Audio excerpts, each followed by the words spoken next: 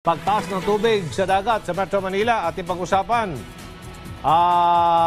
Kasamang hepe po ng NAMRIA Physical Oceanography Division, Dennis Bringas. Sir, Bringas, magandang araw po. Magandang araw po, Sir Aldio, no? At saka sa Yes, mga nanonood sa atin ngayon. Ano po ang inyong natuklasan at yung latest update sa sea level ngayon, sir? Lalo na sa Metro Manila? Okay po. Actually, ang NAMRIA ay meron ng records ng simula ng 1901, no, ng tinatawag na mean sea level. Pero tingnan muna natin ang nangyayari sa buong mundo, no. Ang sinasabi sa NASA, yung National Aeronautics and Space Administration ng Amerika, ay 3.4 millimeters per year ang rate ng pagtaas ng sea level, no, sa buong mundo, no. So, pero kung i-zoom in natin, i-focus natin sa Metro Manila, ito yung tinatawag ng localized na tayo, no? So, ang local mean sea level ngayon sa Manila ay gusto kong i-ano na tatlong periods, no. Pero kung titingnan natin yung kaunang-unahang record ng 1901 ng mean sea level up to last year, 2022, ay meron na tayong 8.4 millimeters per year. So that's about 3 times na ng global average, no? So kung ibiyakin naman natin ng sinasabi kong periods, ang records talaga natin naman, hard records natin ay since 1947, no? So kung titingnan natin yung records ng 1947 up to last year, 2022, ito ay tumaas pa. So 13.2 millimeters per year. That's for 76 years, around 76 years, no? Pero kung titingnan natin, kung titingnan kabuuan kasi ng graph, no, ng trend, so meron siyang pagtaas bandang 1965, no? So baka ito yung urbanization ng Metro Manila, no? Ito yung start ng mga nag-construct ng mga buildings, nagkaroon ng maraming tao siguro, no? Kung tatanggalin natin yung 1945 to 1967 na mean sea level, ito ngayon ay 14.4. So quadruple pa yata, naging times 4. That's for 58 years, no? So ito po ay patuloy na tumataas. Opo. No? So yan po ang update natin sa base po sa mga records natin ng sa NAMRIA yan, no? So ito po ay may hard facts. Ito po ang sinasabi ng mga records natin, mga datos natin. Okay.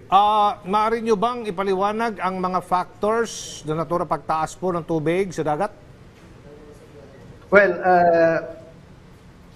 sinasabi sa sabi ng mga journal, ng mga libro, no? Ito ay dahil siguro sa global warming, o ito yung pagbabago o pag-iinit ng temperatura ng buong mundo, no? So ito yung ocean thermal expansion kung tawagin namin siya. So ang tendency pag mainit ang tubig sa dagat ay nag-expand yan. So ito mataas ang level. So ngayon, mainit nga ang panahon, mainit ang mundo, ito naman ay nagkukos ng pag-melt o pag-melt ng mga ice doon sa bandang Antarctic at Greenland, no? So dumadami ang volume ng dagat. So yan ay nakikita natin. Ngayon, sabi ko nga yung sa Metro Manila, the case of Metro Manila is localized. So ito na yung pumapasok yung mga man-made activities o tinatawag na anthropogenic activities, no? Ito yung mga gawain na ng mga tao, gawain na natin, no? Ito yung nandyan yung land subsidence, nandyan yung deforestation, nandyan yung well, hindi ko in-invento to, yun ang sinasabi, nandyan yung land reclamation, nandyan yung pagsisira ng mga vegetation, yung mga wetlands. So yan po ang posibleng factors kung bakit nagkakaroon ng pagtaas ng level ng tubig. Ano po ang environmental effect naman nito sa bansa? Kung titignan natin iba't ibang kaso kasi sa bansa, no. Meron naman yung areas na maliit lang yung pagtaas. So yung iba mabilis ang pagtaas, yung iba ay steady lang, hindi siya relevant, no. Pero ang overall na siguro niyan ay nakikita natin of course, land loss. Mawawala ang coastline, maiba ang coastline, no? Then siyempre madi-displace yung mga nakatirang tao dyan sa coastline na yan. So there's a displacement, population displacement. So ngayon, yung tubig dagat, maalat yan. So meron dyan na salt intrusion. So yung mga marine life na malapit sa dagat o sa mouth ng rivers, nag-iiba ang ng klase ng tubig, no? Maaaring hindi sila pwede doon sa salt water. So may mga ganong marine species. So yun ang mga epekto. Then of course, nandiyan na yung overall, yung economic implications niyan. Paglilipat ng tatao, pagre-relocate, so nandiyan na yung papasok na yung mga problema natin pagre-relocate ng mga tao. Alright, may record din ba ng pagtaas ng tubig sa dagat sa iba pang lalawigan po sa bansa? Opo, actually, meron tayong, sa Namria, meron tayong 60 lahat na nagmumonitor ng sea level, no, sa buong Kapuluan. No? So, babanggitin ko lang yung mga few. I would like to state a few. Kaya ng Legazpi. Legazpi City, 76 years na po ang record natin yan. So, nakatala na po siya ng pagtaas ng 6 millimeters per year. Yan po ang rate ng Legazpi. Well, Davao, 75 years ng record, 1.2 lang po. So, below global average. So, masasabi ba natin yan na irrelevant siya? Hindi rin natin masabi in the long run. No? So, ano ang trend niya in the long run? So, yung Davao po, meron na po siyang 3.6. So, nasa global average na po siya ang pagtaas niya. No? That's 75 years of data. No? So, yan po yung mga major cities natin. So, meron. So, napansin nyo, iba-iba talaga ang rate ng increase ng buong Kalukuan. So meron pa yan tayong minomonitor sa 60 locations sa buong Kapuluan. Sa inyo pong opinion, ano ang dapat maging hakbang ng gobyerno tungkol dito at ano pong mga measures, mga dapat nating gawin? Opo, upang ito'y mapigilan?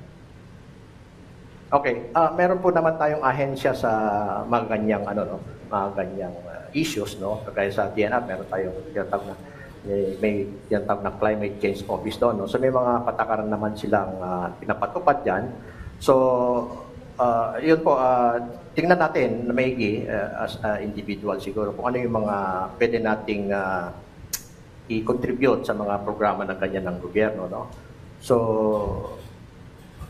yan po, kailangan lang po ang titingnan natin o makinig tayo sa mga otoridad, sa mga expert yan, sa mga hakbangin na yan. Opo. Para sa kalaman natin mga kababayan, ano ang magagawa natin bilang Pilipino pang mapigilan ang pagtaas ng level ng tubig sa dagat? Sir? Well, opo, Sir Aljo, no? So nabanggit ko kanina na highly localized kasi ang pagtaas at pagbaba ng tubig, no? So, nabanggit ko kanina yung man-made activities, no? Human activities, no? Siguro dyan tayo makaka-contribute. So, nandyan yung deforestation, isa na yan, no? So, andyan na yung pagsisira ng mga wetlands or pagde-develop ng isang, kunwari, rice field, ginawa rin. Siguro, let's just balance, no? Balansehin natin yon. So, hindi naman ora-orada na tigilan natin yan. Hindi naman pwede. That's part of the development, yung mga pagsasagawa ng mga housing, mga ganon. So, balance lang po natin yan, yung mga ganyang gawain. No? So, sabi ko, highly localized ang sea level. So, kung sarili natin ay mabawasan yung mga ganyang akbangin, siguro naman makakontribute tayo sa pagpigil o paghina lang ng hindi naman siguro natin pwedeng pigil na 100%. Pag mapapahina lang natin ang pagtaas ng level locally. Alright. Maraming salamat po, sir, sa inyo pong panahon. Thank you so much. Ginoong Dennis Bringas, ang hepe po ng Namria Physical Oceanography Division. Walang anuman, Sir Arjo. Walang anuman. Maraming salamat po.